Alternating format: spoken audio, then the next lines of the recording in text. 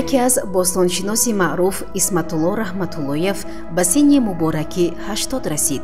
ӯ писари кишваршинос, таърихшиноси варзида Раҳматулло Маҳмудов мебошад, ки мавсуф дар ибтидои таъсис ва фаъолияти экспедитсияи археологии Тоҷикистон саҳми босазое гузошта буд. ҳанӯз дар қарни гузашта соли 1946 дар ҳавлии худ Раҳматулло Маҳмудов таҳти роҳбарии Якубовский як гурӯҳ иштирокчиёни экспедитсияи археологии тоҷикро қабул карда буд ва аз ҳамон лаҳзаҳо эътиборан Исматулло Раҳматуллоев касби худ дар зиндагиро муайян кард. зеро ҳар соле ки давоми 12 сол Якубовский ва ё ҳамроҳонаш ягон бозёфте доштанд, Исматуллои ҷавон бо шавқу ҳавас ва меҳри зиёд ба он таваҷҷӯҳи хоса зоҳир менамуд. аз ҳамон давраҳои наврасиву ҷавонӣ ба ҷуз бостоншиносӣ дар бораи интихоби дигар касб фикре ҳам намекард. исматулло раҳматуллоев аз хурдсолӣ шахсан ба олимони бостоншинос Якубовский, Дьяконов, Белиницкий шинос буданд.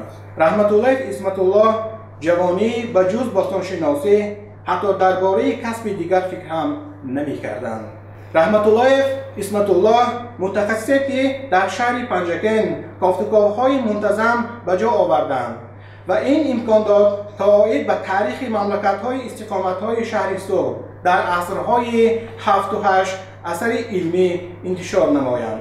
раҳматуллоев Исматулло манзилҳои дар шаҳристони Панҷакени қадим кашфшударо аз мавқеи палеосоциологӣ таҳқиқ менамоянд то ки сарҳади майдони васеъро ки қалъаро ба маркази шаҳр мепайвандад муайян намоянд. кофтуковҳои чандин сола ҳисобу мушоҳидаҳои такрорӣ имкон доданд ки таърихи ҳар як манзил аз лаҳзаи сохта шудани деворҳои асосии ҳар як бино барқарор карда мешавад. манзараи конкретии ҳаёти ҷамъиятию маданӣ аз нав ба вуҷуд оварда шавад. ин тадқиқот имкон дод ки мушкилоти бозории ғалла дар суғди ибтидои асри миёнагӣ баррасӣ карда далели кӯчонидани соҳибони собиқро берун аз деворҳои шаҳр пайдо карда шуд ва ошкор шуд ки сохтмони як қатор манзилҳои аҳолӣ Работ аз ҷиҳати меъморӣ ба хонаҳои шаҳристон монанд ҳастанд. ин ва дигар маълумотҳои ҷолиб дар бораи зиндагиномаи қаҳрамони барномаи мо бостоншинос Исматулло Раҳматуллоев дар конфронси илмӣ гуфта шуд. ба вақти мо устоди муҳтарам 80 солагӣ дорам. пеш аз ҳама ман аз номи шӯрои муассисон, аз номи шӯрои олимон, аз номи раёсати донишкада, аз номи кулли донишҷӯён, устодон, профессорони донишкадии омӯзгории Тоҷикистон дар шаҳри Панҷакен шуморо бо ҳамин рӯз табрику муборакбод мекунам. устоди мо ба худо ҳама чӣ додия, ҳам умри бобаракат, пурмаҳсул, ҳам илму маърифат, ҳамчун як шахсияти, ҳамчун инсон шахси мӯътабар, ҳамчун олиме ки дар ҳақиқат ҳамчун олим мегӯем ба дунё омада то ҳамин рӯза мисол фаъолият кардиш додан ҳамроҳи мо. ман ҳаминро гуфтани ҳастам ки дар ҳақиқат барои чӣ ман гуфтам ки аз рӯзи аввал барои ки ин кас дар оилаи ба дунё омадагӣ ҳастанд ки онҳо дар вақташ барои водии зарафшон, ҷумҳурии Тоҷикистон дар сатҳи ҷаҳон барои омӯзиши аз он вақт корҳои ҳафётӣ оғоз карда кор карда омада дар баробари ин яке аз кори бузургтарине ки барои миллати мо имрӯз фахру ифтихор аст дар падарашон дар бунёди дар иштирок дар ҳафриётҳои устод рӯдакӣ иштирок кардагӣ ҳастанд ва ман ба ҳамин хотир мегӯям ки яъне ки аз рӯзҳои аввали ҳаётшон ин кас аз ҳамин дастархон ном хӯрданд, дар ҳамин ҷой калон шуданд ва ҳаёти пурсамари худашона бевосита ба ҳамин чиз бахшиданд.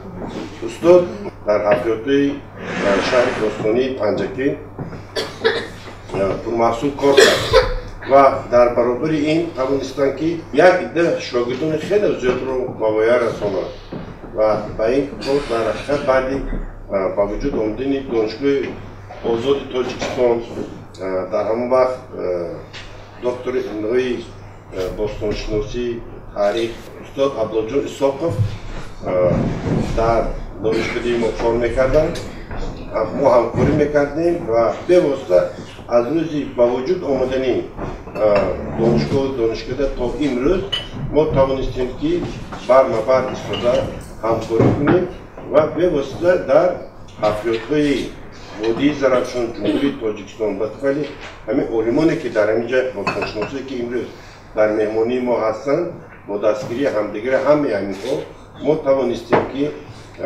همکاری کنیم و باعث ابروی افتخار گردیم.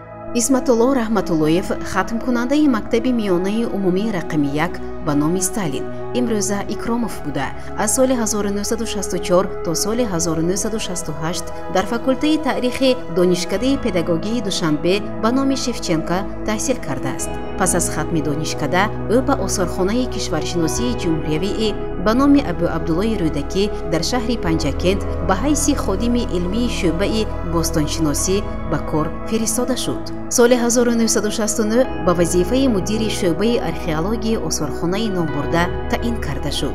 аз соли 1968 то соли 1982 сардори гурӯҳи археологӣ ба номи Абу Абдуллои Рӯдакӣ буда солҳои 1982-2012 директори осорхона мамнӯъгоҳи археологии Институти таърих, археология ва этнография ба номи Аҳмади Дониши ҷумҳурии Тоҷикистон дар шаҳри Панҷакент гардид. имрӯз ӯ шогирди арзандаи Якубовский, Дьяконов, Беленицкий, Маршак аст ки ба манфиати халқи тоҷик фидокорона меҳнат мекунад. устод ҳамчун олим, ҳамчун педагог дар миёни кормандон ва аҳли зиёи водии Зарафшон, олимони Тоҷикистон ва Федератсияи Россия хеле обрӯи баланд доранд. ҳамчун устоди лаёқатманд дар мавриди таълим дар аз фани бостоншиносӣ ва омӯзиши таърихи халқи тоҷик он кас ҳамон фурӯтанӣ, соддагӣ, хоксории худро нигоҳ медоранд, лекин нисбати талабагон хеле сахтгир ҳастанд ва бо ҳамин хислату фазилаташон дар байни донишҷӯён, дар байни худи донишёрон ва кормандони донишкада соҳиби обрӯи баланд мебошанд. фаъолияти осорхона албатта бо таърихшиносон, бостоншиносон ва осорхонашиносон алоқаи зич дорад ва дар бораи фаъолияти ҳоҷи ва Аминов гуфта гузаштанд такроран намегӯем. дар осорхона бисёр саҳми назаррас доштаги устод ва ҳолиам ҳамкории зич дорем бо бостоншиносон. аввал албатта барои як экспозитсия оро додам. аввал бостоншинос пешниҳодашо метиҳад, баъд таърихшинос, баъд осорхонашинос ҳамон намоиша ба маъраз мегузорад. ва ҳама вақт қариб ҳар рӯз ки дар алоқа монд бо ин устодон ҳастем, имрӯз ифтихор мекунем ки бо чунин бостоншиносон фаъолият мекунем. қариб ҳар рӯз хонаи устод як коргарон мерӯнд як чиза барои пешниҳоду пурсидан мерӯнд. албатта имрӯз кормандони осорхона ва беғайр аз фаъолияти ки мисол саҳмшон ба осорхона мерасад, инон ҳайати комиссияи хариди осорхонаҳо ҳастанд ва узви шӯрои илмии осорхона ҳастанд ки имрӯз фаъолият карда истодааст. аз номи аҳли кормандони осорхона, аз номи шӯрои илмии осорхона шуморо устод табрик мегӯем. шумо ба саломатӣ, умри дароз ва ҳама вақт мехоҳем ки ҳамин саҳмотон ба осорхона расида буд, ба ояндаам расида истода шавад ки ба шумо такя кунем, ба устодони як бузург. хеле мегӯям ки мон бо устод исоқӣ кор кардем, фахр мекунанд, ифтихор мекунанд. имрӯз низ бо шумо бар ин устодо кам ҳастанд. озир Қурбонов гуфтанд ки хеле шогирдо барои ҳамин таваҷҷӯҳшон камтар ва саҳми донишҷӯ мерасонам ки ҳаракат кунедон ки чунин устодон мумкин дар оянда ба наёбем хеле устодона. барои ҳамон такя ба ҳамин устодон кунедон. чӣ қадар ки ҳаракатдон бошад, агар мисол ягон бор ҳамино ягон чиза не намегӯем, чӣ ки пурсетон, агар мисол саҳмошона барои тарбияи насли наврасу барои баланд бардоштани ҳисси ватандӯстии ҷавонон ҳаракат мекунанд. байти Рӯдакӣ аст ки бедареғо ки хиратмандро бошад фарзанду хиратманд. ҳарчи адаб дораду дониш падар, ҳосили мерос ба фарзанд. аммо боиси ифтихори мо ки имрӯз аз падарашон ана кишваршиноси варзида будам ба устоди муҳтарам ҳам дониш ҳам хират беҳтарин хислатҳои инсонӣ мерос гузошта. ва бояд қайд кунам ки ба ғайр аз ин дар он ки яке аз созмондиҳандагони экспедитсияи соли 1946 будам дар Панҷкенди қадим. Ба ғайр аз ин унтас узви фаъоли экспедитсияи ҳафтиётии мақбараи устод Рӯдаки будам. соли 58 сол ба бевосита китоби Герасимов шахсан дар бораи кишваршинос шодравон Маҳмудов унҷо ба навиштагӣ ки мо дар экспедитсияи мо дар қатори Рамов, Раҷаб Амонов, Герасимов ва кишваршинос Маҳмудов ҳам аъзо буданд ва қайд кардагӣ ки ба он мақсад аъзои бисёр фаъол буданд ки ҳоло ин соли 57 ба ҳоли солҳои 40-41 аллакай барои кофтукови қабри устод Абдуавло Рӯдаки ки ҳоли маълум набуд ширкат варзида буданд ва шахсан ҳамон чикар ки Герасимов гуфтагӣ вақте ки аз қабр қосахонаи сара мебардорад ёфта Герасимов шахсан ҳамон қосахонаи сари Рӯдакия ҳоли столба акуни баёни бостоншиносо дасташон кита гирифта тагашто варақ монда. барои ҳамин рӯдакивор мегӯем ки устоди муҳтарам 100 сол зеҳед 100 000 сол зеҳед ҳама вақт тансият бошед, саломат бошед, хонобод бошед. аз номи ҳамаи кормандон шумо устоди азиз падари бузургвор табрику таҳният мекунем ба муносибати 80 солагиятон. фаъолияти кории шумо хеле пурбаракат аст. барои шумо мурдориҳо яъне умри дарозбоз ҳам сиҳат саломатӣ пеш аз ҳама мехоҳам. асарҳои илмие ки шумо навиштед дар бораи таърихи Панҷакенди қадим, таърихи ёдгориҳои Панҷакенди қадим ин хеле гаронбаҳо ҳастанд. барои донишҷӯён, барои ҳамаи мо, ҳамаи тоҷикони дунё ин гаронбаҳо ҳастанд. яъне таърихи Панҷакенди, таърихи Саратро ба ҷаҳониён ва он туристоне ки меоянд, сайёҳоне ки меоянд муаррифӣ мекунем. ин ҳамаш дастовардҳои илмии шумо ҳастанд. худи умри шумо ин барои ҷавонон, барои ҳамаи мо як таҷрибаи зиндагӣ аст, як чизе ҳаст ки хеле самимият ҳаст. барои мин бисёр мехоҳам ҳамаи оилаҳо, ҳамаи инсонҳо, ҳамаи мо ҳамин хел умр дошта бошем. бисёр орзу мекунем ки умри бобаракати шуморо дигарҳо ҳам бина илоҳи ҳамавақт яъне зиндаи саломат бошем. исматулло Раҳматуллоев аз фанни таърихи халқи тоҷик ва бостоншиносӣ дар донишкадаи омӯзгории Тоҷикистон дар шаҳри Панҷакент ба наслҳои ҷавони бостоншинос дарс медиҳад. ӯ дар тӯли фаъолияти худ ҳамеша кӯшиш намуда бо ҳамкорони хеш робитаи зич дорад. устод Раҳматуллоев аз соли 2006 инҷониб хуб мешиносам. аз ҳамон сол сар карда ҳамкорӣ бо устод оғоз гардид ва хушбахтона аз соли 2007 дар донишкадаи омӯзгории Тоҷикистон дар шаҳри Панҷакент дар факултаи таърих якҷоя кор мекунем. устод Раҳматуллоев як нафаре ҳастанд ки дар таърихи бостоншиносии Тоҷикистон умуман дар Панҷакент як саҳми арзандаи худро гузоштанд. вақте ки мо дар ёдгории таърихи Панҷакенти қадим борҳо ташриф оварда будем, вақте ки бо гурӯҳи донишҷӯён ба он ҷо сафар кардем, дар муддати зиёда аз 2 соат устод ба мо дар бораи ҳамаи он иншоотҳое ки дар Панҷакенти қадим мавриди ҳафриёт қарор гирифта буданд муфассал маълумот доданд. ман аз он ҷо дарк кардам ки устод як ҷаҳон илми бузурге доранд ки ҳамин таърихи Панҷакент ба фикр мекунам ки аз устод Раҳматуллоев касе хубтар намедонад. барои ман гас дар фонди тиллоии илми тоҷик биён хато намекунем қарор доранд ва имрӯз ки ба синни мубораки 80 расидан дар қатори мо ҷавонҳо ҳастанд, дар қатори мо имрӯз кору фаъолият доранд. ин ҳам ифтихор аст ки бо ҳамгир нафаро кор мекунед, фаъолият мекунед. ба устод пеш аз ҳама сиҳат саломатӣ мехоҳам, умри дароз мехоҳам, доимо дар сари бошанд, ҳамроҳи мо солҳои тӯлонӣ кор кунанд ва имрӯз хушбахтона идомаи корҳои бостоншиносӣ дар Сараз, дар Панҷакенти Қадим, дар ёдгории Санҷаршо, Исорак дар ноҳияи Кӯҳистони Масҷуд шогирдони зиёде тарбия кардем, ки дар ҷодаи илми бостоншиносӣ кор кардем. Қисман имрӯз хонда истоданд ва мо имрӯз як чанд нафар донишҷӯе ҳастанд, ки бо ҳамин пайраҳа равон ҳастанд. Устод Раҳматуллоев, устод Қурбонов тавонистанд, ки як мактаби бостоншиносиро дар ҳамин донишгоҳ ташкил кунанд ва имрӯз ҷаҳати талоши раёсати донишгоҳ барои муҳайё кардани шароит барои илми бостоншиносӣ ин синфхона омода кардан ва имрӯз мо омодагӣ дорем барои кушодани осорхона дар ҳамин донишгоҳ. Албатта саҳми устод хоҳад.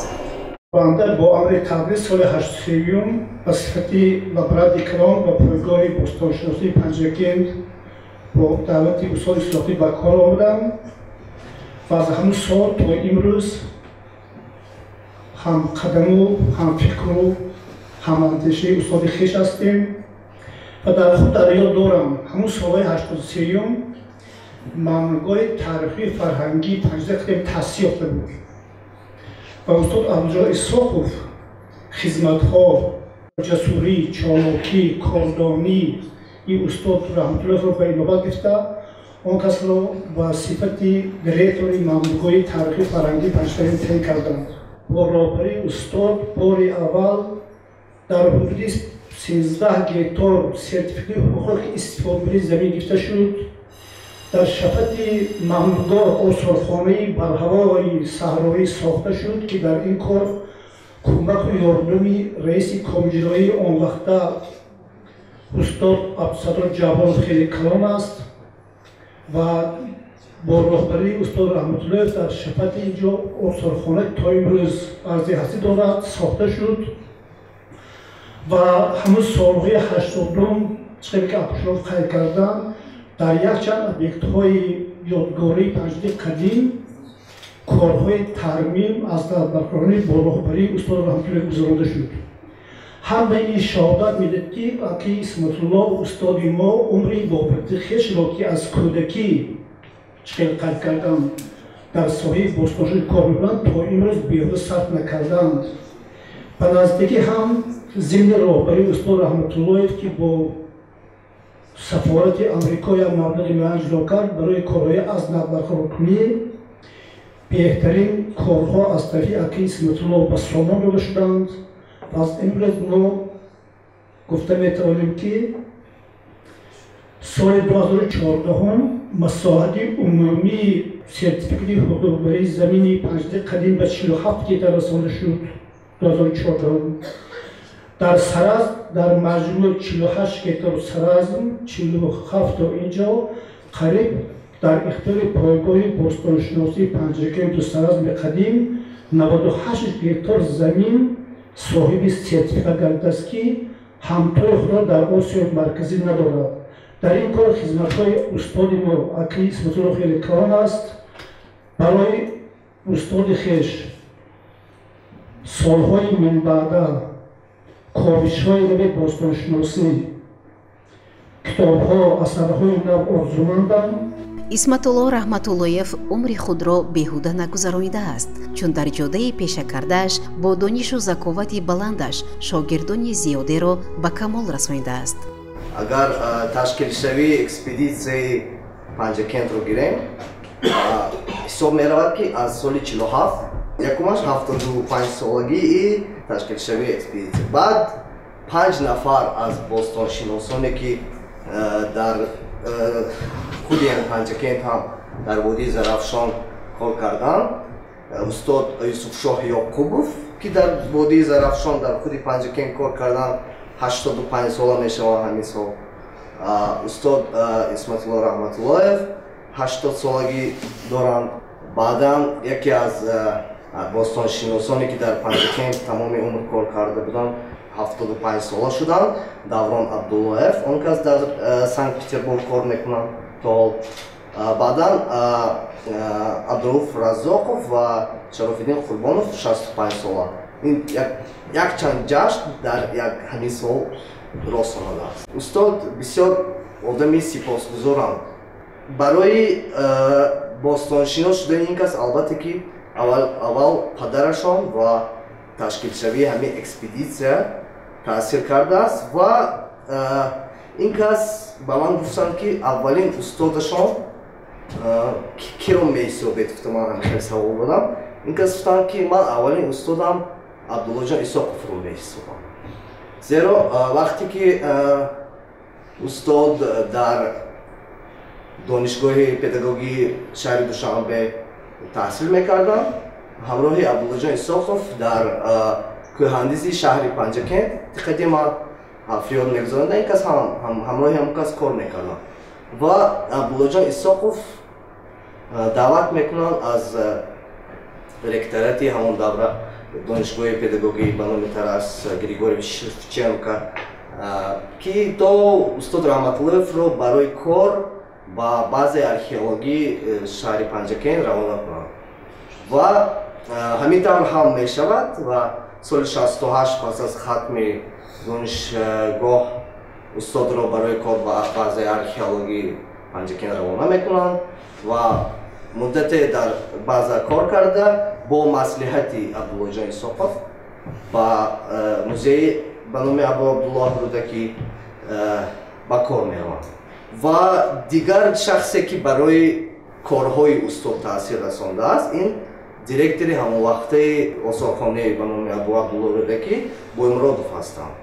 аз номи тамоми кормандони экспедитсияи Панҷакенти қадима шуморо муборакбод мегӯям.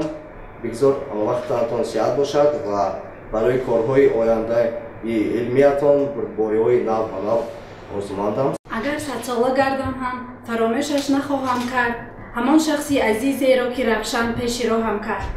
муаллим, устод, омӯзгор шарафи виҷдонӣ ва чеҳраи асосии ҷомеа ба ҳисоб меравад. вай донишу заковат ва гармии худро аз шогирдонаш дариғ намедорад.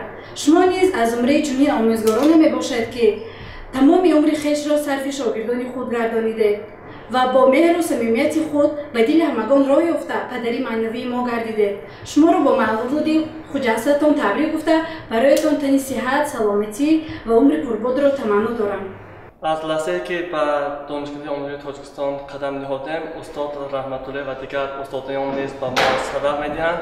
устод Раҳматуллоев яке аз омӯзгорони пешсаф ҳастанд ки барои мо аз дарсҳои таърих ва таърих бостоншиносӣ сабақ медиҳанд. агар дар дарсҳои устод каме ҳам бурдборӣ дошта бошем, аз худи мо ва аз падару модару мо низ хурсандтар ва аз каме ҳам бе аҳамияти зояд намоем, устод каме ҳам бошад сахтгирӣ менамоянд. зеро ҳамин ин кӯшишу дастовардҳое ки устод барои мо ҳаст, ин пеш аз ҳама барои худи мо донишҷӯён лозим аст.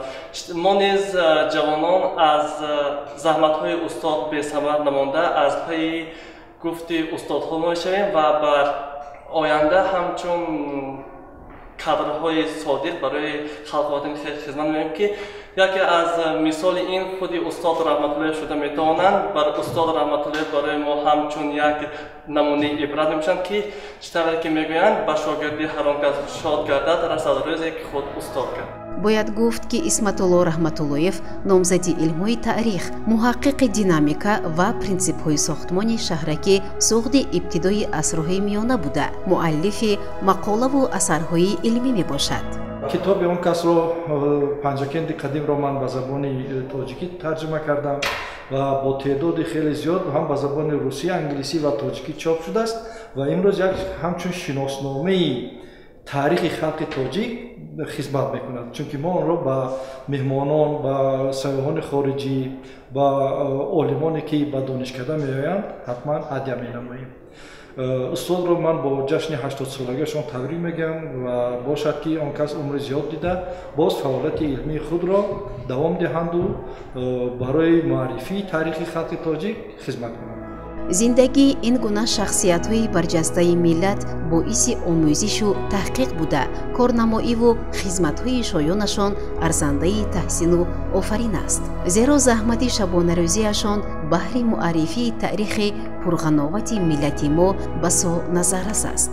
пеш аз ҳама ба раёсати донишгоҳ, ба раёсати факултаи таъриху ҳуқуқ و مهمانانی که اینجا از دیگر تشکیلات ها آمدن به اینا عرض سپاس میکنم و میnnتداری خود را بیان میکنم و رحمت میگویم. رفیقانی که اینجا برآمد کردن درباره ما بسیار گپ‌های خوب و گپ‌های که تاریخ دور دراز داشت گفتم. باز من علاوه کردنی هستم که با ریاست همین دانشگاه خصوصا با رکتور آن معظم خان انصاری که این آدم من سپاسگزار مخصوص سپاسگزاری خودم را اظهار میکنم که این آدم ما را برای همین علم همین تیله دادن برای علم برای نوشتن اثرهای علمی نوشتن مقاله‌های علمی راه و راست میکردن بگیم میشود چون که ما اثرها مینویسیم گواه همیشه میشود که مبلغ نیست جای چاپ میکردگی نیست همیشه مشکلات ها هم پیدا میشد اینا هر یک عالم ها اینا نقد میدانند بنابراین من سپاسگزارم از همان عبارت است که در این دانشگاه با تشبث و با دستگیری هم مبلغی از طرف این دانشگاه دو مونوگرافی که به تاریخ پنجکینت قدیم علاقمند بود و پنجکینت قدیم رو به جهانیان معرفی میکرد چطوری که انصاری اینجا اظهار کردن به 3 زبان نشر شد و مبلغ گذاری از طرف دانشگاه بود. بنابراین من در این دانشگاه همین اثرهای خودم یک مقاله ها رو چاپ کردم خصوصا با وحید شادمان استاد محترم تشکر خود را بیان میکنم در نزد مهمانان که با تشبث این کس همین مونوگراف آخرین ما خودشان برده تیپوگراف سپرده تحریر کرده من از دست من گرفته برده چاپ کرده آوردن شادران پدر من که کشورشناس محلی بودن آن کس در همین وادی میشناختن آن کس غیر از ساحه باستانشناسی در ساحه کارتوگاه‌های کوهی همین وادی زرافشان خدمتی کلان کردن من آثارخوانی رو که من یک چند دیپلم هایی که افتخارنامه هایی که سال 1932 با اون کس از طرف این اکسپیدیسی از طرف مسکو بود در شهر پنجکین و پامیر نامش اکسپیدیسی گیولوژی پامیر رو تاجیک نام داشت در همانجا کار میکردن بنابراین این کس همین شهرتشان در این دورای اکسپیدیسی گیولوژی بودن میدونستن چون که تمام دیه های همین وادی زرافشان اونا کوه ها همین یادگار بازیافت های زیر زمینه کافته رویخط میکردن حتی همین نمودی کندن های فایده رو که هر یک نمودش خانه آورده جمع کرده همچون آثارخانه و سال 1958 به مناسبت جشن استاد رودکی در حاضر جای آثارخانه که موزه رودکی هست سال 1956 ساختمانی همین آثارخانه سر می شود در قبط وی همین بعضی باستانشناسی تشکیل کردن همین سالها با عبدالله جان اسحاق پس از ختم کردن دانشگاه و همین بعضی باستانشناسی پنجکین در یون موزه آمده کار کردن و اول اون کس یک سال در حولی ما خوب کردن وقتی که از دوشنبه آمدن حالی بعض نبود اکسپیدیسی در حولی ما سال 1958 همینجا خواب کردن با پدرم صحبت میکردن بسیار چیزهای نوشته نگرفتن هم ما طلبه‌های مکتب دیم ولی یکی سرپر نمیرفتیم یعنی عبدالجان اسحاق هم فعالیتش از همین حولی ما سر کردیم از سر خلاصه علم باستانشناسی علم نهایت خیلی نازک هم است برای همین این دانشجویان ما همه وقت تشکیل و تغییر میکنیم که آموزن همین صاحب بسیارتر دیهات کنند چون که پنجکند باستانی این مکتب باستانشناسی آسیای میانه می باشد که در اینجا بسیار عالمان جهان آمده علم باستانشناسی را آموختند. در حیات اکسپدیسیا سالهای دراز 10 سال 15 20 سال آمده حرفیات میکردند. اکادمیک نیمان نیمت و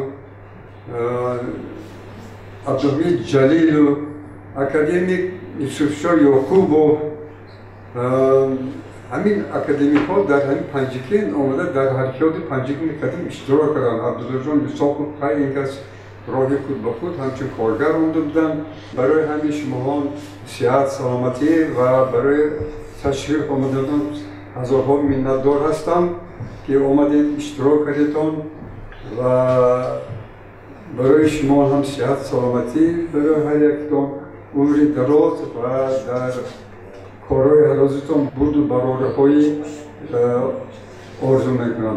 محض بازیافت و کشفیات‌های او و هممسلکانش بود که امروز شهر باستانی پنجکند را همچون یکی از شهرهای قدیمه با موضع‌های تاریخی پنجکند قدیم و شهرک سرز میشناسند که در این سمت برای معرفی این موضع‌های تاریخی دیارمان سهم ایشان نیز خیلی نظررس است.